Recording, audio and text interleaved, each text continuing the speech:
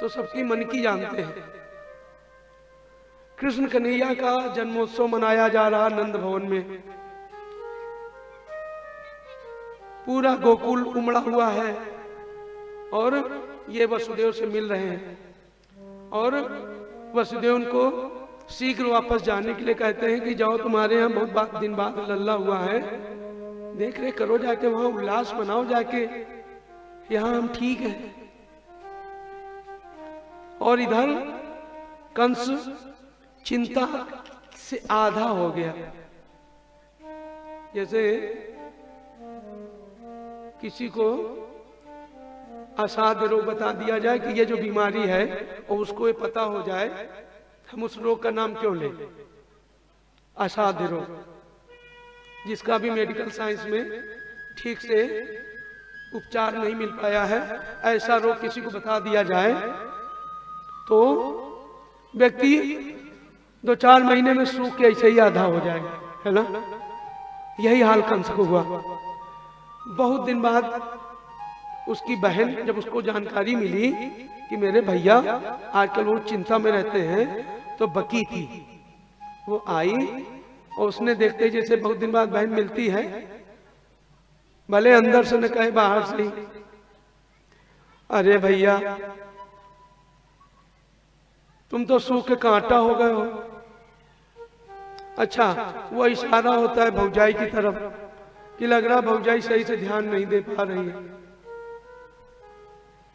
तो उसका संकेत होता है भैया तुम तो आधे रह गए हो, चेहरा भी पीला पड़ गया है, कोई चिंता है क्या? तो कंस ने कहा बहन चिंता कोई नहीं, बस एक ही चिंता है कि आकाशवाणी हुई थी जब देवकी का विवाह मैंने किया था और विदा कर रहे थे, तो आकाशवाणी ये हुई थी। उसके बाद जो कन्या 8वें गर्भ वाली, जब उसको भी मारने के लिए कि हो सकता है भेष बदल के आई हो कन्या का, तो वो ये कह के बोल के चली गई कि तू मुझे क्या मारेगा दुष्ट, तुझे मारने वाला तो पैदा हो चुका है। इसी चिंता में भैया हम रहते हैं। अरे बस इतनी सी बात है, क्यों चिंता करते हो? तुम्हारी बहन है ना। अच्छा, बहनें भाई को खुश बड़ी जल्दी करने में दिमाग लगा देती हैं। वो काम कर पाएंगी कि नहीं वो अलग बात है, लेकिन भाई को मतलब कहती हैं, धैर्य देती हैं। बोली बस वो कहाँ जन्मा है? बोले यही तो नहीं पता लग रहा।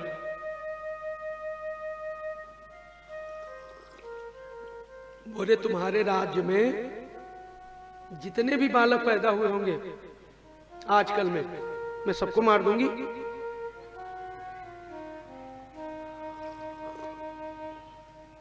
देखिए प्रभु अब क्या सोच रहे हैं। कन्हैया क्या सोच रहे हैं? कन्हैया सोच रहे हैं कि ये तो बड़ा अनर्थ हो जाएगा। अब जितने कंस के राज्य में मथुरा, गोकुल, वृंदावन ये सब इसके अधीन था, तभी तो गोकुल से वो कर देने गए थे, तभी तो वो गोकुल से कर देने गए थे। अब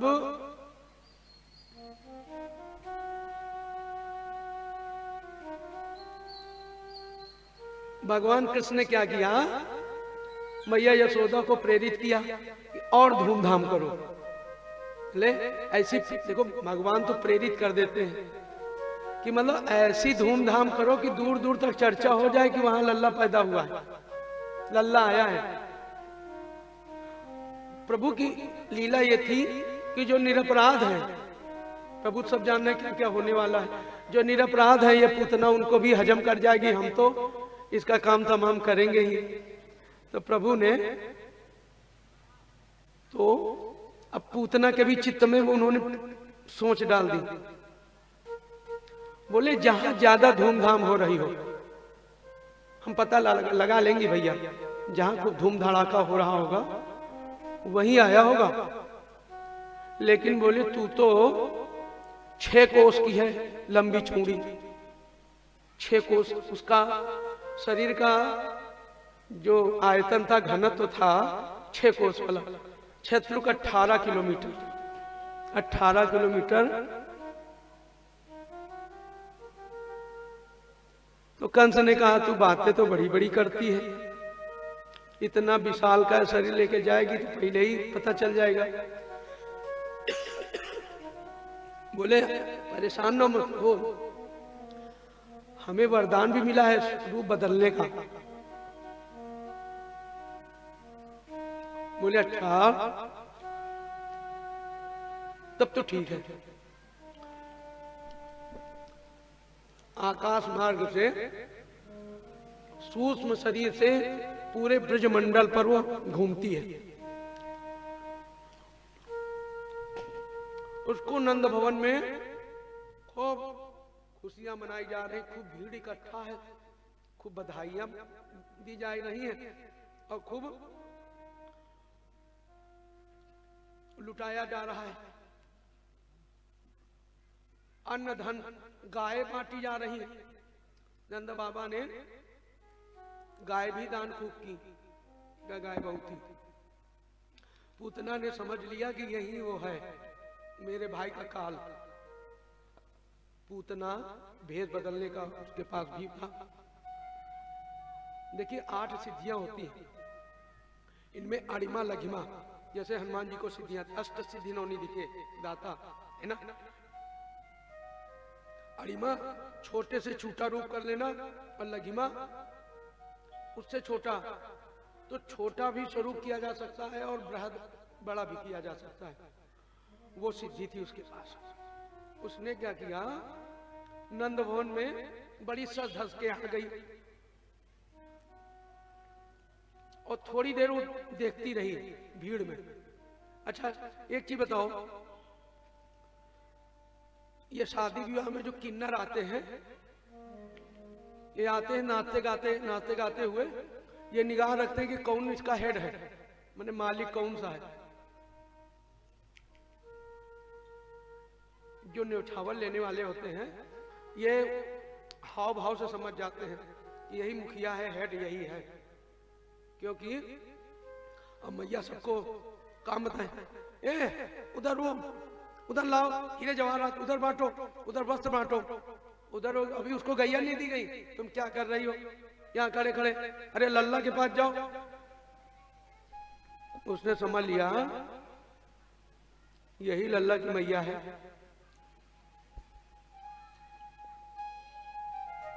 उसने मैया यशोदा जैसा ही स्वरूप बना लिया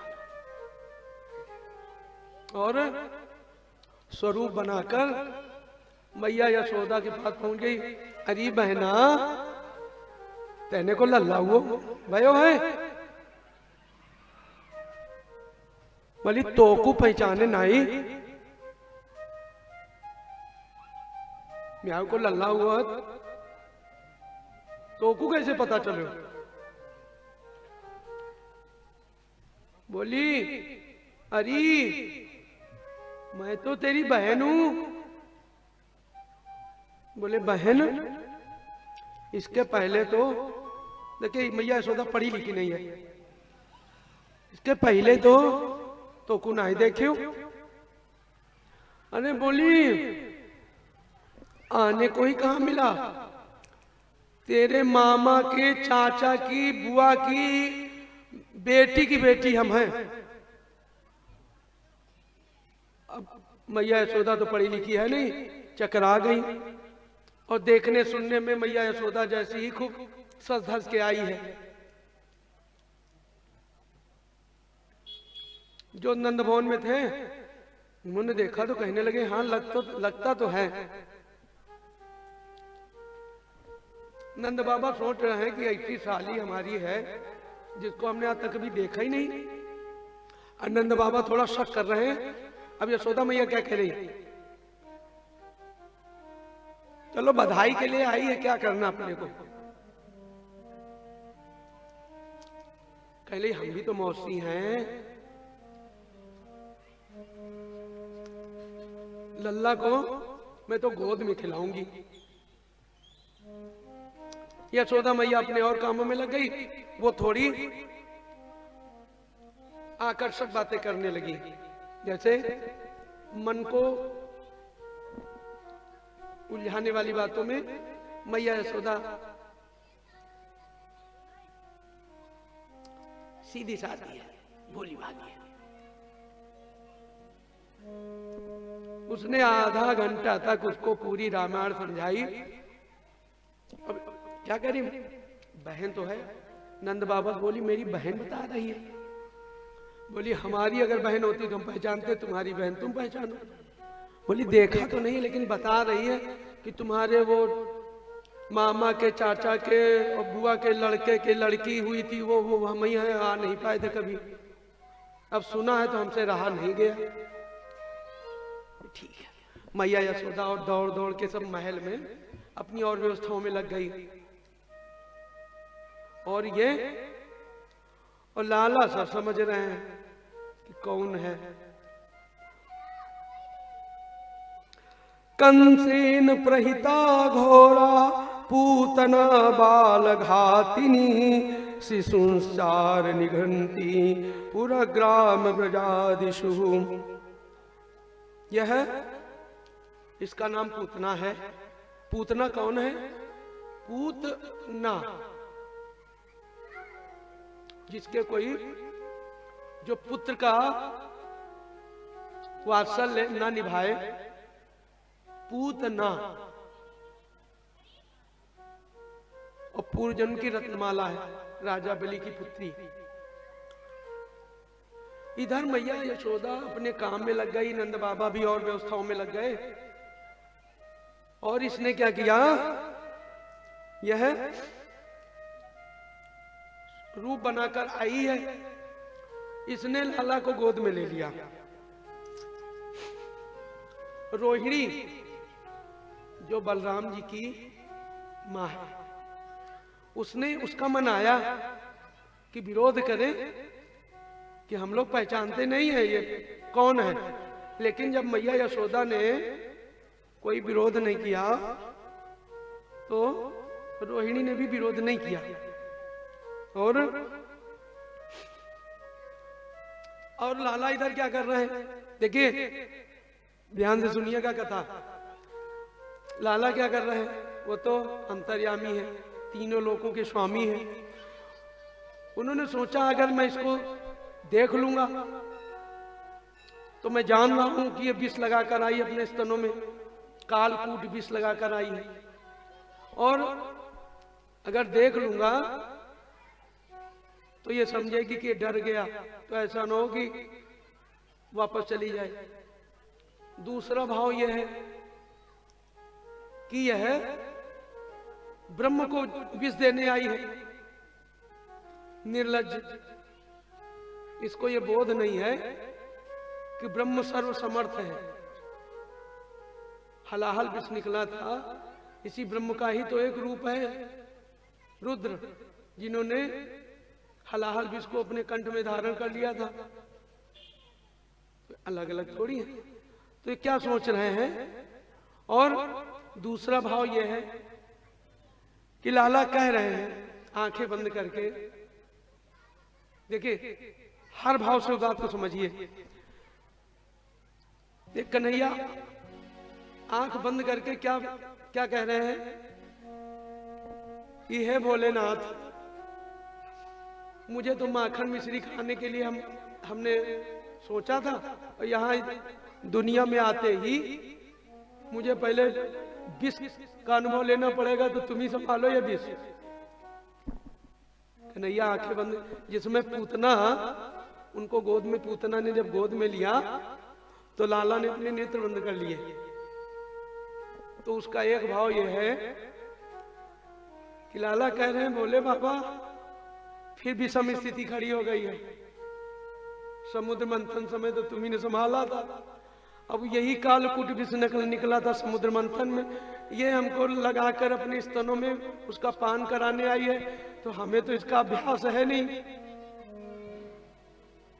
तो भोलेनाथ वो आंख बंद करके भोलेनाथ की प्रार्थना कर रहे हैं कि भोलेनाथ व्यवस्था संभालो। दूध हम पिएंगे, कालकूट भी पहले तुम पी लेना आके।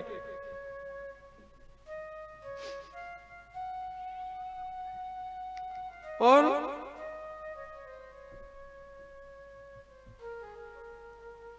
दूसरा, जैसे एक औषधि होती है चिरायता, चिरायता होता है ना, जिसको हड्डी का बुखार हो, उसको बुजुर्ग लोग देखिए बड़े अनुभवी होते थे, वो अंग्रेजी दवाओं पे बहुत ज्यादा विश्वास नहीं, कष्टहरण खा लेते थे, है ना दादा दादा, है ना। पहले वो चिरायते का काढ़ा बना लो, बुखार आ रहा है तो, और या कष्टहरण की टैबलेट आता था, हम बहुत छोटे थे तो किसी को कष्टहरण ले, पता नहीं कौन सा वो कॉमन दवा थी, वो सब वही चलती थी। तो अब जैसे कोई वो माता लोग बच्चों को जैसे कहती हैं कि ये फायदा करता है लेकिन कड़ुआ है बच्चा लाला, तो वो आंख पहले मीचेगा कि कड़वा पीना पड़ेगा। एक भाव ये भी है कि वो समझ रहे हैं कि विष तो बड़ा कसैला होता है, उसको पीना पड़ेगा, तो आंखें बंद कर ली। देखिए एक चीज से कई बापा गए, आंखें बंद कर ली कि ये दुष्टा ब्रह्म को मारने आई है, इसकी अज्ञानता इस स्तर की है। दूसरा भाव यह है कि भोले बाबा से आंख बंद करके प्रार्थना कर रहे हैं कि प्रभु विष तुम संभाल लेना और दूध हम पी लेंगे, इसने आंखें बंद कर ली। तीसरा भाव यह है कि जैसे कोई कड़वी चीज, तीखी चीज मां पिलाने के लिए आगे बढ़ती है तो बच्चे पहले ही मना करते नहीं, भी आंखें बंद करके। कोई अगर कड़वा सिरप भी है तो जो बच्चे हैं वो पहले आंख मीच लेते, बंद कर देते, तो इसके ये भाव है। अब आगे की स्थिति देखिए, वो अपने स्तनों गोद में लेकर अपने स्तनों में उसने लगा लिया। कन्हैया ने स्तन में मुंह लगाया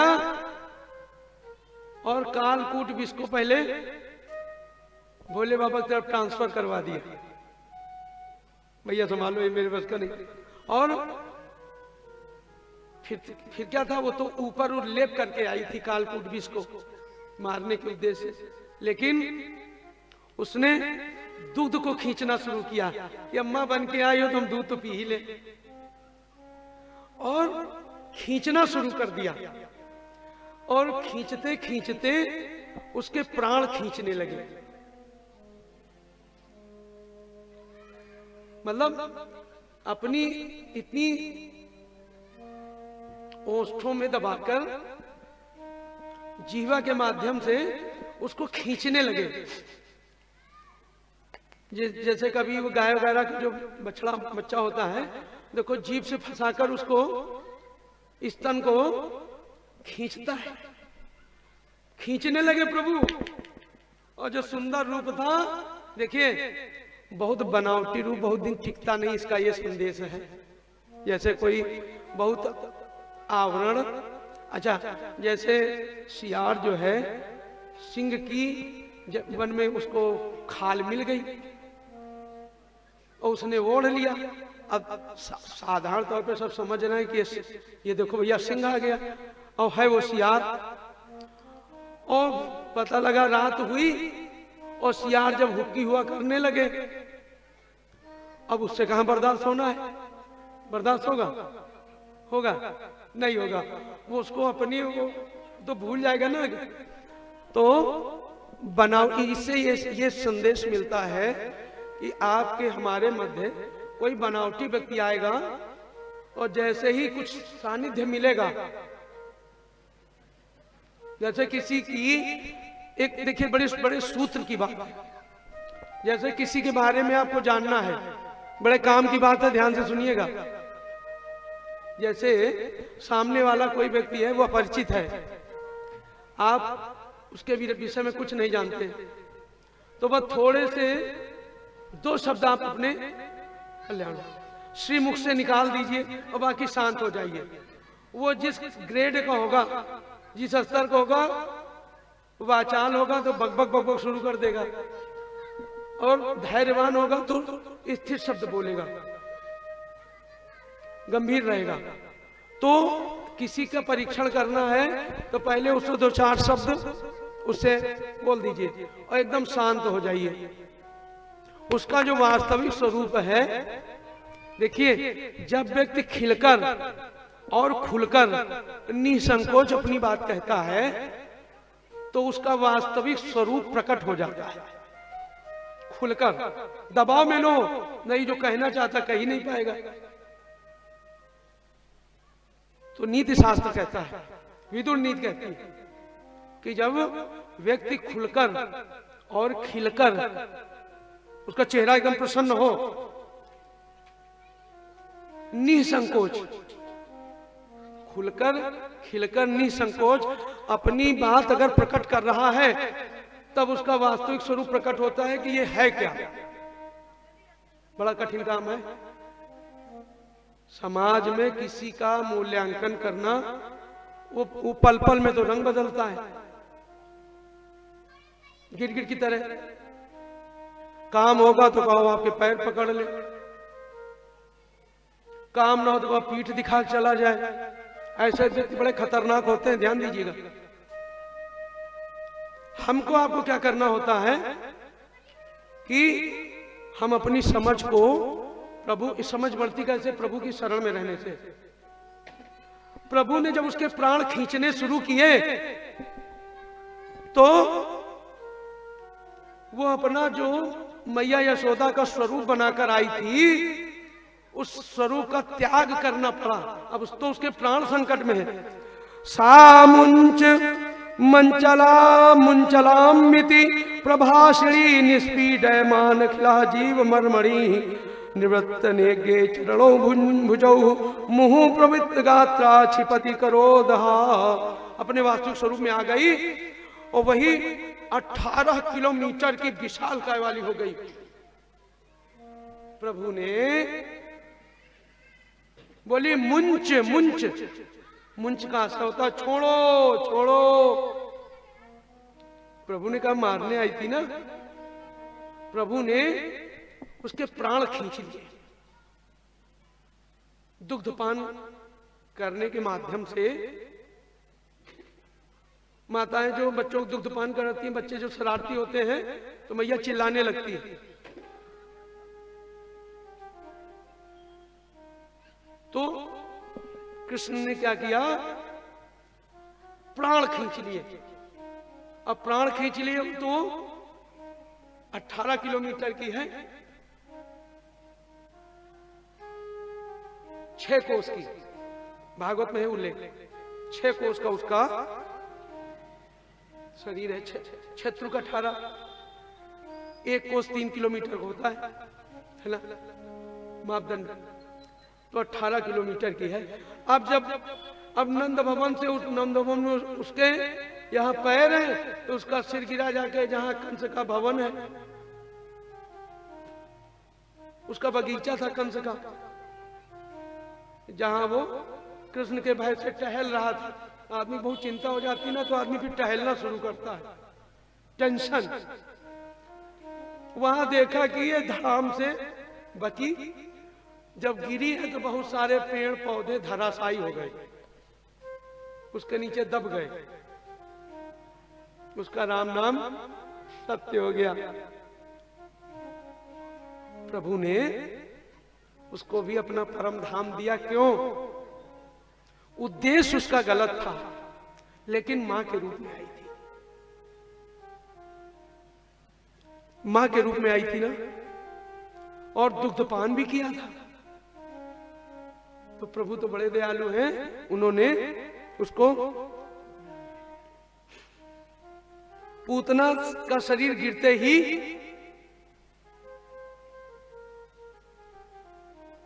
अब इधर क्या हुआ, और इधर जब गिरी तो प्रभु तो, अभी प्रभु ने तो अपनी कोई लीला दिखाई नहीं पाई। जब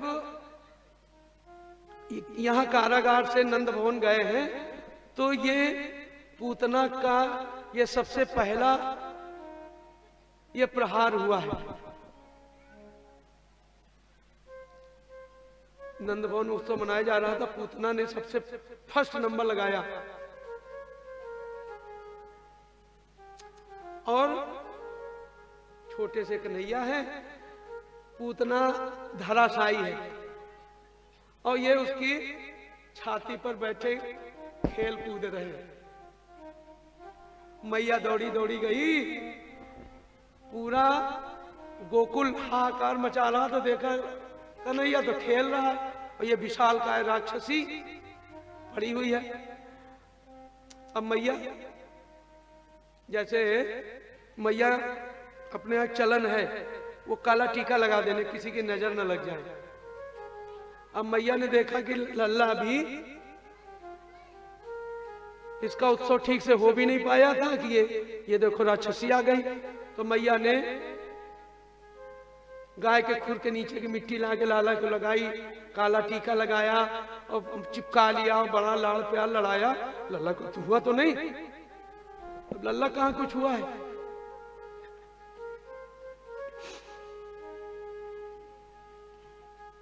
यह दानव राज बलि की पुत्री थी। प्रभु ने इसकी भी इच्छा पूरी की, विषपान कराने की इच्छा की थी, प्रभु ने उसका कल्याण किया। अब